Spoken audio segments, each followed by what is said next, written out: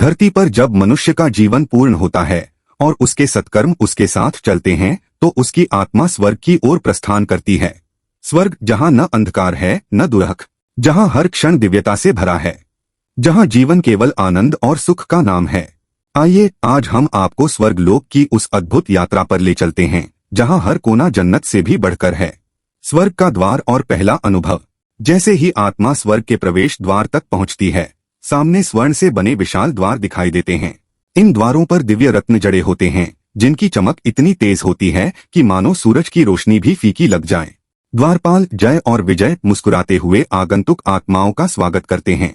उनकी आवाज में मधुरता होती है और उनकी उपस्थिति ही आत्मा को सुरक्षा का एहसास देती है। अंदर प्रवेश करते ही हवा से फूलों की सुगंध आती है और कानों में गंधर्वों का मधुर संगीत गूंजने लगता है। नंदन वन, फूलों और सुगंध का लोक।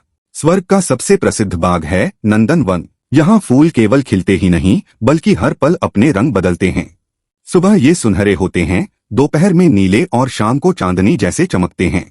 हवा में खिलते मोगरे, केवड़े, कुमुदिनी और पारिजात की खुशबू हर आत्मा को मदहोश कर देती है। यहाँ अप्सराएं और परियां धीमे धीमे टहलती हैं और कभी कभी अपने मधुर नृत्य से वातावरण को और भी पवित्र बना देती हैं।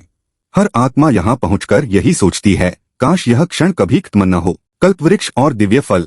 नंदन वन में ही स्थित है कल्पवृक्ष, वह दिव्य वृक्ष जो हर इच्छा पूरी करता है।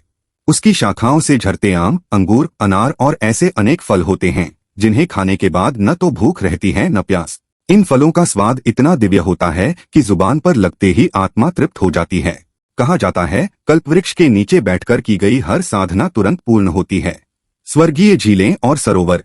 स्वर्ग में कई झीलें और सरोवर हैं, जैसे मानस सरोवर और चंद्र सरोवर। इनकी जलधारा इतनी पारदर्शी है कि तारे तक झलकते हैं।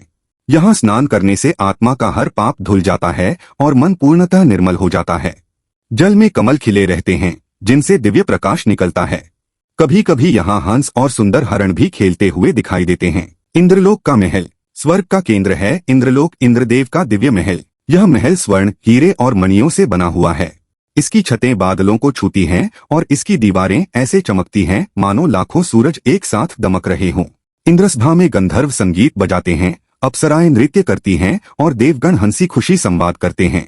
यहाँ हर आत्मा का स्वागत देवताओं की तरह किया जाता है। अप्सराओं का नृत्य और गंधर्वों का संगीत। स्वर्ग की असली सुंदरता अप्सराओं में है।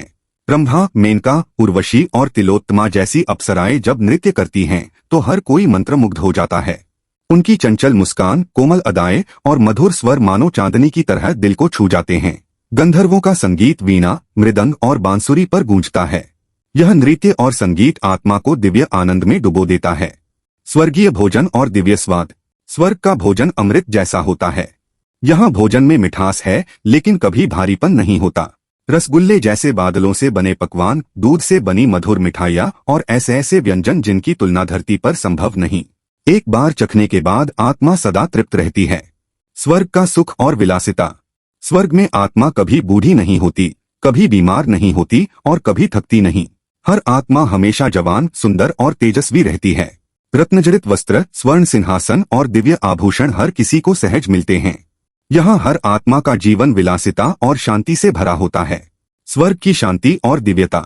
स्वर्ग में न कोई ईर्ष्या है, न द्वेष, न झगड़ा। सभी आत्माएं प्रेम और अपनापन से भरी होती हैं।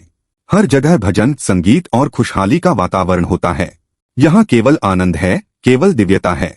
स्वर्ग लोक की यह यात्रा हमें यह सिखाती है कि असली सुख और शांति पुण्य के मार्ग पर चलने से ही मिलते हैं।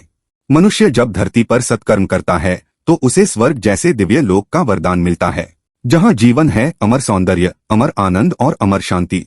स्वर्ग लोक केवल कल्पना नहीं बल्कि वह सत्य है जिसे पाने के लिए हर आत्मा तड़पती है।